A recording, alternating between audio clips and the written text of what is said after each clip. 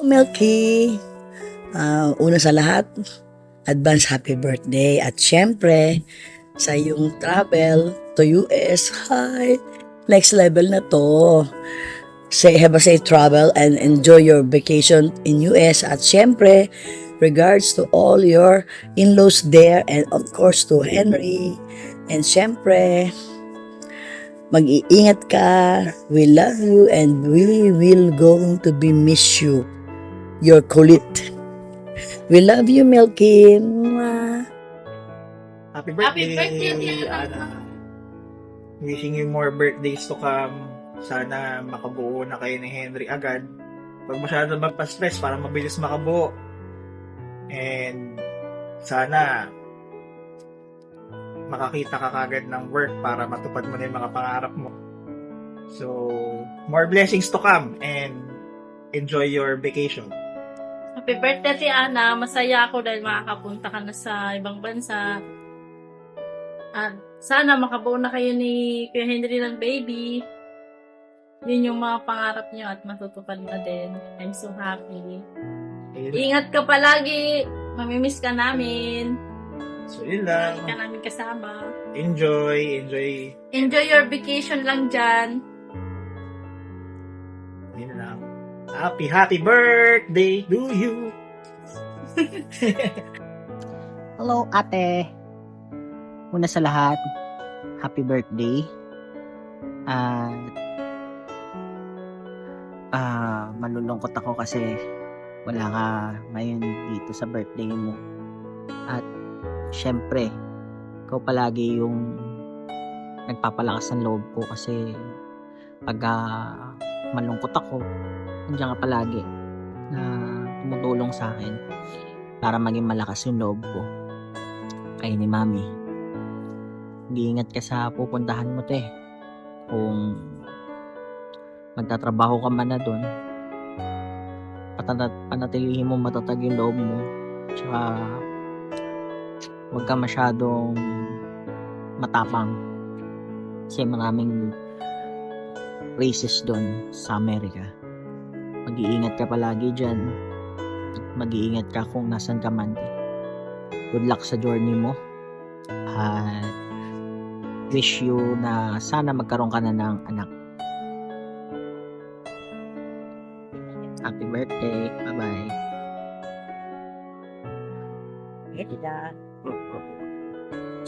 Hello, Milky! Kumusta na ang mahal kong anak? Maligayang kaarawan. Mahal na mahal kita. Alam mo yan. Kahit na ano pa mangyari, ikaw ang baby Milky ko. Kahit na aalis ka na. Alam ko ba, mamaya di ka na babalik eh. Pero, masaya ako para sa'yo. Ayokong umiyak. Kasi, masaya naman ako eh. Pero kahit na ano pa mangyari, at ano pa ang mangyari sa'yo doon, kahit na hindi ka yumaman, gusto ko bumalik ka rito ng masaya at malakas pa kami ng daddy mo. Mahal na mahal kita. Hindi ko na alam po ano sasabihin.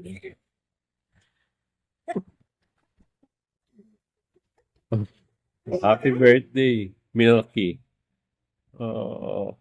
Yan. Sinempo mo talaga yung aalis ka rito na birthday mo. So, wala kami magagawa dyan. Yan lang ticket mo. Hindi naman kami pwedeng bumili ng ticket para ibahin ang petsa kung kailan ka aalis. Anyway, yan ang gusto mong ano. So, sana masaya ka pag pagdating ng birthday mo na this is the first time na mag-birthday ka na wala ka rito. Sa Alam naman, 35 years.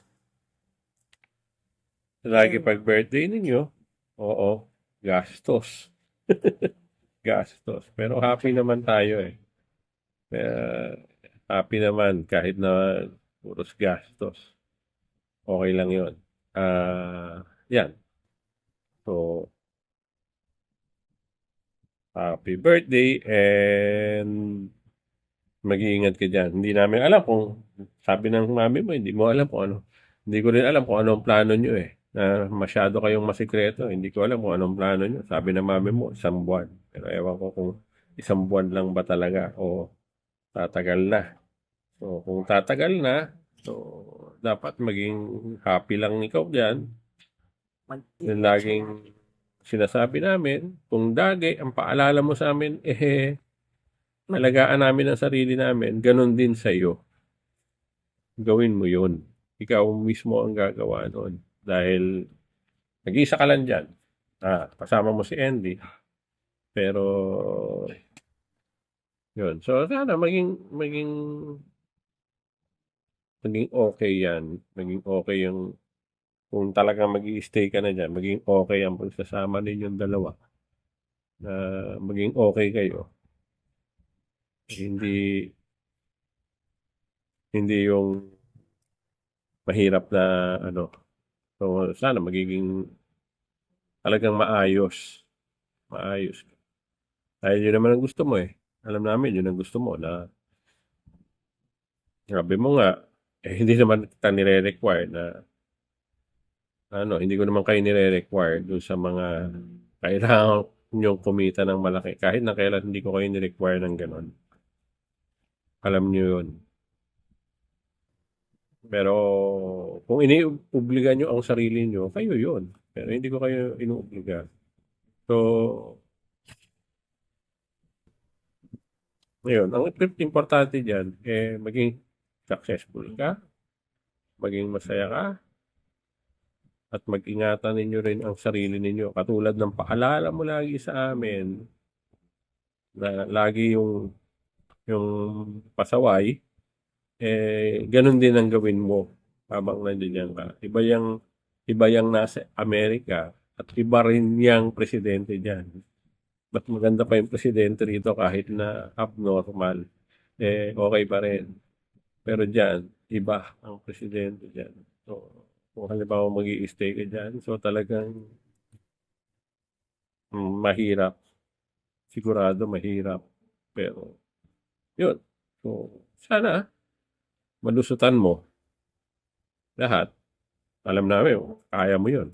Kaya mo lumaban para lumusot sa ganon. Ikaw ang anak naming lumalaban. Sa lahat sa inyong tatlo, ikaw yung lumalaban na ikaw yung mas independent, mas palaban kaysa ron sa dalawa. Yung dalawa hindi pa masyado palaban eh. Puros parehong mama's boy. Ikaw lang yung medyo independent. So, alam ko, kahit na mahirap, kahit nakakalungkot na hindi namin alam, hindi ko rin alam kung yan. Ano yung stay na yan. Yan ba, stay na permanent stay o ano. So, alam naman namin na hindi naman ito yung masyado lang pinalulungkot ng mami mo at iniisip niya mag-i-stay ka na dyan. So, ako, bahala na. Kung mag-i-stay ka, okay. Dahil siguro yun na yung start ng accomplishment ng pangarap mo na kumita ng malaki. Pero, yun. Hindi basta ayoko lang na magiging reason bakit maghihirap ka doon dahil Sa amin. dahil gusto mong mabayaran yung mga so, hindi yan secondary lang yung ganyan, hindi yan primary, hindi yan masyadong concern. Ang mas concern is syempre sa akin ang mas concern namin ang kaligtasan ninyo at ang kaayusan ninyo. So, kami natatahimik lang o ako natatahimik lang kung nakikita kong maayos na kayo. So, yun lang. Dahil gano'n pa ba kami tatagal? Hindi naman kami atagal ng lampas ng 100 years old. So, wala rin naman kami magagawa. yan ang way para umangat yung katulad mong profession. Dahil dito talaga, hindi ka angat habang nandito ka sa Pilipinas. So, pag nakapag ano ka dyan, yan talaga ang start. Hindi hindi ko namin o hindi ko hahadlangan mga ganyan. Dahil yan for your future, sa future ninyo, sa future mo at ng pamilya mo. Hindi na masyado for us. Kaya yun. Huwag mong i-pressurein ang sarili mo dahil iniisip mo para sa akin. Hindi na yun ganon. Iba na yun. Iba na. Secondary na lang yun. Kung mas ikaw, yung pamilya mo. Yung magiging pamilya mo. Tinatayo mong pamilya. Yun na yun. So, kung ano yung ginagawa namin, now, kayo na ang gagawa nun. Hindi na kami. Kumbaga kami, patapos na kami. Kaya nga, nakatapos na kayo lahat. Tapos na rin ang obligasyon namin sa inyo lahat. So, pero, hindi nga, sabi na mami mo, obligasyon nyo kami. Oo, kasi, mami mo, ako ayokong obligahin kayo. Alam niyo yun, hindi ko kayo inuobliga.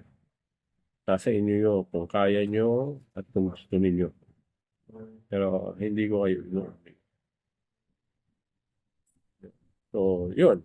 Again, happy birthday. Wala ka rito pagdating ng birthday mo. So, hindi ka namin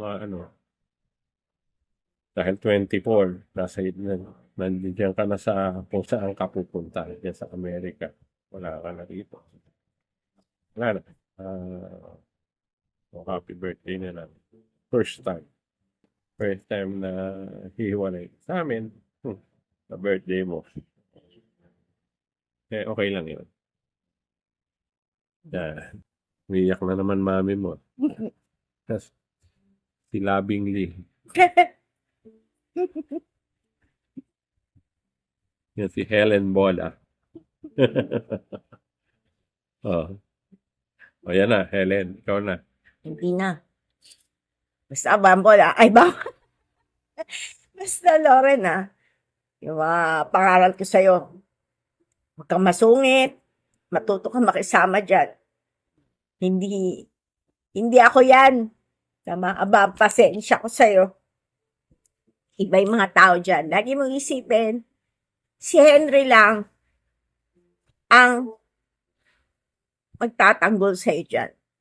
At minsan, pagkaaway mo pa yan, kakampi niya yung magulang niya. Kaya, matuto ka. Wala kami dyan para pagtanggol ka. Sarili mo ng laban niya yan. Kung hindi ka nababalik dito, at kung matatagalan, bago ka bumalik, bago tayo magkita-kita ulit. Sana, magtagumpay ka. Dito lang kami ni daddy mo. Malakas kami. Huwag kami intindihin. Lagi din tayo mag-uusap ng ganito sa telepono. Nalulungkot akong masaya. Kasi, nagkaroon ka na ng chance para makarating dyan. Tagal mo na hinihintay yan. Alam ko yun. Kaya kahit na nalulungkot ako, wala naman ako magagawa eh. Ang kapalit mo ay yung mga alaga natin. Yung mga pusa, si Oliver, si Olivia, si Spice and Sugar, tsaka yung malalaki nating aso. Darating din ang araw, magkakasama-sama tayo ulit. Kung hindi ka makakabalik sa loob ng isang buwan. Sana masettle mo lahat yung kailangan mo muna isettle dito. Paging maayos ang lahat. Yun nga ang sana gusto ko bago ka umalis, yung maayos na lahat. Pati yung condo nyo ni Bumble, yung mga dapat mong ayusin nyo sa trabaho mo. Kasi mahirap pag nandiyan ka na. Problema pa kami dito. Yan. Siguro naman train ka na. Oo. Train ka na. Yung katulad ko na sinasabi nyo, ang kulit ko, mainit ka agad ang ulo ko, na-train ka na ng ganon. Kaya ganon ako. Kasi ang pupuntahan mo, ganyan din. Mas malupit pa dahil mas matatanda sa amin yun eh.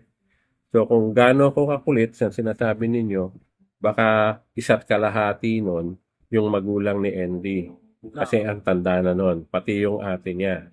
So, at least trained ka na kung paano mo mahahandle dahil nasanay ka na sa amin eh. So, nasanay ka na sa akin na makulit, na madaling uminit ulo, na matigas ang ulo, na makulit. Yan, ayan, train ka na. So, alam mo na yan, eh, dapat alam mo na yan. Pag halimbawa pagdating mo ron, hindi ka na magulat. Dahil sigurado ako, mas matindi pa yung tatay ni Andy sa akin at yung nanay niya. Mas maitindi pa yun sa amin ng mami ninyo. Kung gaano kami kakulit at maloko, ganun din sila. I'm sure. Dahil mas ibang henerasyon yun sa kanila. So expect na ganun. Kaya, dapat din, kung sa amin, medyo umiigsi ang pasensya mo. So, ihanda mo na yung habaan sarili mo mo. dahil hahabaan mo ang pasensya mo dapat. Dahil iba kami at iba sila. Oo, kami. Ibang level yun. At saka kami, mas matitiis namin kayo, puros dakdak lang kami. Pero, Andiyan kami lagi para sa inyo. Hindi namin kayo pababayaan hanggang buhay kami. yes. O, paano, Milky? Happy birthday! Alam ko, nasa himpapawid ka sa araw ng birthday mo. Huwag mo kalimutang magdarasal kay Poong Nazareno, ha? Lagi kang magdadasal. Mahal na mahal ka namin, anak. Hindi ka pa nga umalis, nalulungkot na ako eh. Eh, wala akong magagawa eh. Yan ang gusto mo. At yan ang profesyon mo. Sana maging masaya ka dyan kahit wala kami. Sana makaya natin pare-pareho yung malayo tayo sa isa't isa. Sige. Sige. Humahaba na yung video namin eh. Sige, nako. I love you. Bye-bye. Ano namin ubusin ang memory ng cellphone mo. Kaya pinahaba talaga namin. Tatagdagan pa namin mga 1 oras to. Sandali, hindi pa tapos. Bye-bye ka na, papi.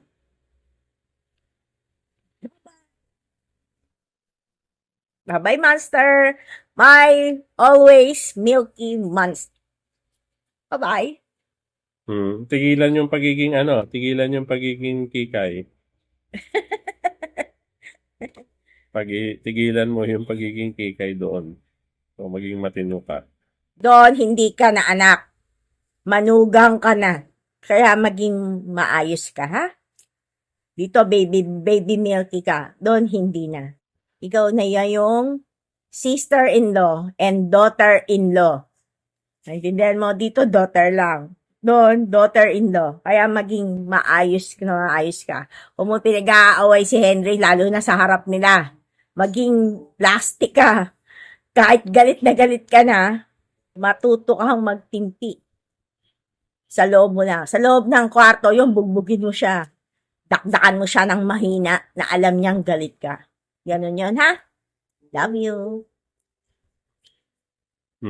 Mahal ka namin. Bye-bye.